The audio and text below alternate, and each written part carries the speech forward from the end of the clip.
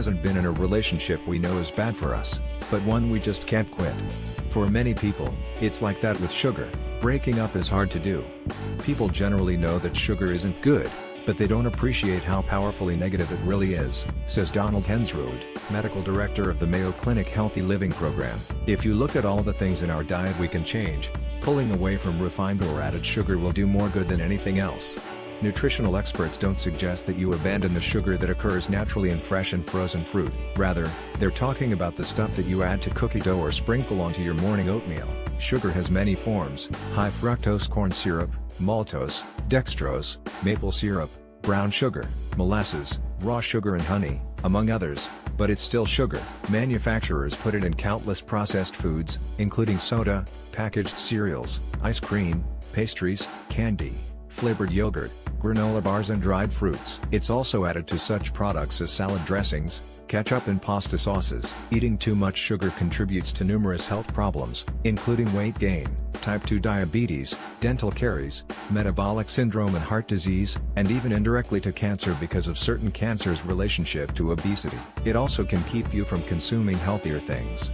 Kids who are drinking sugar-sweetened beverages aren't drinking milk, Hensrud says. Between 2003 and 2010, Americans consumed about 14% of their total daily calories from added sugars, much of it from sugar-sweetened beverages, according to the Centers for Disease Control and Prevention. But the 2015 to 2020 dietary guidelines for Americans recommend an intake of added sugar of less than 10% of calories. In a 2,000-calorie daily diet, that means less than 200 calories. 10% would amount to about 50 grams of sugar, according to Hensrud, who points out that food labels list sugar per serving in grams, making it easy to calculate. With 4 grams to a teaspoon, that's about 12 teaspoons. While the World Health Organization also recommends a 10% limit, it stresses that 5% would be even better. That amounts to less than 1 serving, about 8 ounces, of a typical sugary drink, according to WHO.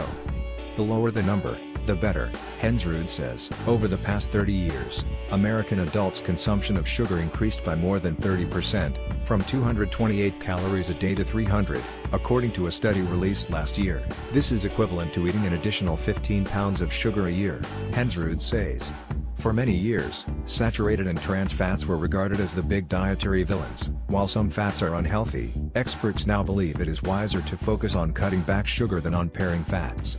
Quality sources of red meat, like grass-fed bison, beef and yak, are a great source of minerals, conjugated linoleic acid, and protein, which will provide health benefits to our bodies, says Jessica Mergatio, a clinical dietitian in Bethesda, Maryland. Most people do better limiting saturated fat. Red meat has high levels of saturated fat than they do sugar, primarily because saturated fats don't have the same addictive quality as sugar, she adds. Indeed, when people say they have a sweet tooth, they really are suffering from a sweet brain, because that's where sugar rules. Sugar resembles other abused substances in that it is reinforcing and can change how you feel, says former Food and Drug Administration Commissioner David Kessler, whose 2009 book The End of Overeating describes the science behind Americans' obsession with sugar. It's rewarding. And it's self-administered. Past memory of eating sweet things produces cues that induce the craving for more. He adds, I had that chocolate chip cookie in the past, and it changed how I feel. I had the momentary bliss from the consumption of sweetness, and that makes me want more, he says. Sugar is an effective agent that produces excess calories and stimulates further eating. That's why the old saying a calorie is a fallacy. The source of that calorie matters, he says. Animal studies have shown that sugar releases opioids and dopamine in the brain, which suggests that sugar dependence is real. Consuming large amounts of added sugar activates the reward center and makes us want to eat that food again. Mergatio says, when this happens, you can have increased cravings for sugar, feel a lack of control when around sugar, and also increased tolerance for sugar, which causes one to eat more to feel the same impact. Artificial sweeteners don't help because they can have the same effect. Artificial sweeteners in small amounts, like 1 pack in your coffee or tea, are safe and not harmful, but having large amounts, like in diet sodas and sugar-free candies daily, can make sweet cravings a lot worse, Mergatio says. Recent research suggests that a high intake of artificially sweetened products can result in increases in body fat, waist circumference and body mass index. This is, of course, the best of times and the worst of times to end it with sugar. The best because most people have their biggest weight gain between Thanksgiving and New Year's, and often can't get rid of it, and the worst because there are so many holiday temptations. Save the sweets for special days, like Christmas morning and New Year's Eve, and avoid them when they matter less, like at 3 p.m. in the office. At parties, don't stand by the buffet table, freeze your leftover desserts, or send them home with family or friends. Try to stay out of grocery store food aisles that feature sugary holiday treats, and avoid gourmet and specialty shops whose shelves seem to be overloaded with them this time of year.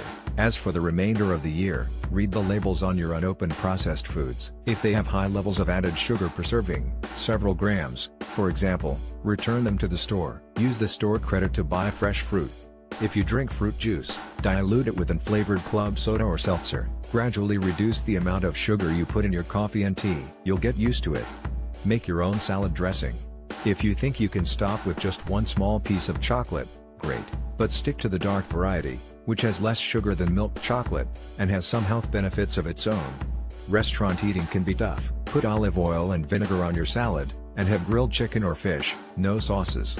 Skip the mixed drinks and cocktails and switch to a dry wine. Avoid baked goodies, and have fresh fruit for dessert. You can live without sweetness, Kessler says. If you moved to a continent where there was no sweetness, you would adapt, he says. After a while, if you couldn't have access, you would stop wanting. But if you must, retrain your palate to appreciate the sweetness of foods in their natural state.